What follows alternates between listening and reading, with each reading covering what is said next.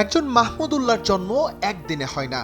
বাংলাদেশের মতো দেশে যুগ যুগান্তরেও পাওয়া যাবে কিনা তা নিয়ে বহু সংশয়। ১৭ বছরের ক্যারিয়ার চারটিখানি কথা নয়।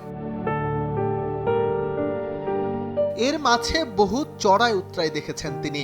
অনেক সময়ই শিকার হয়েছেন নোংরা পলিটিক্সের, সেটা দল থেকে ছুঁড়ে ফেলার। এখন চাইলেই কেউ আর এটা করতে পারবে না, কারণ প্রিয় দলটাকেই যে বিদায় বলে দিয়েছেন মাহমুদুল্লাহ রিয়াদ।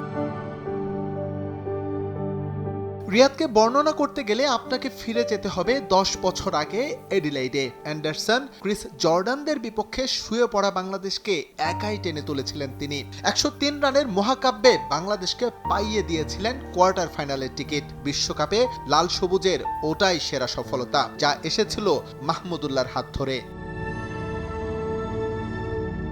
এমন আরও বহু ইনিংসের মালিক তিনি। কখনো সেখানে ৩ অঙ্কের ম্যাজিক ফিগার, আবার কখনো সামান্য কিছু রানের অসামান্য অবদান। সবসময় চুপচাপ স্বভাবের ক্রিকেটার, প্রয়োজনে প্রতিপক্ষের জন্য বড্ড নিষ্ঠুর। আর তাই ভালোবেসে ভক্তরা ডাকা শুরু করলেন সাইলেন্ট কিলার। প্রিয় ক্রিকেটটাও তিনি ছেড়ে গেলেন নিঃশব্দে, চুপচাপ একটা ফেসবুক স্ট্যাটাস দিয়েই। বিদায় বেলায় একটু আবেগী মাহমুদুল্লাহ। লম্বা ক্যারিয়ারে অনেক কিছুই যে তার পক্ষে করা সম্ভব হয়নি, সেটার আক্ষেপ প্রকাশ করেছেন সোজা সাপটা ভাষায়। প্রিয় লাল সবুজ জার্সি মিস করবেন, সেটা মুখে না বললেও প্রকাশ করেছেন ছেলের আবেগের মধ্য দিয়ে। মেনে নিয়েছেন রূঢ় বাস্তবতা, যেখানে আবেগের কোনো ঠাঁই নেই।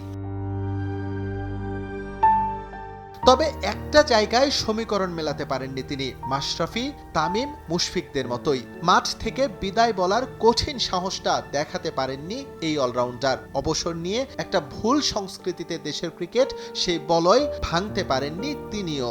স্টেডিয়াম ভর্তি দর্শকের আবেগ আর ভালোবাসায় সিক্ত হয়ে বিদায় বলার রীতিটা অনুপস্থিত থাকলো রিয়াদের বেলায়ও। গেল কদিন থেকেই মাহমুদুল্লাহর অবসর নিয়েছিল কানাঘোষা। চ্যাম্পিয়ন্স ট্রফির দলে থাকবেন কিনা তা নিয়ে উঠে প্রশ্ন।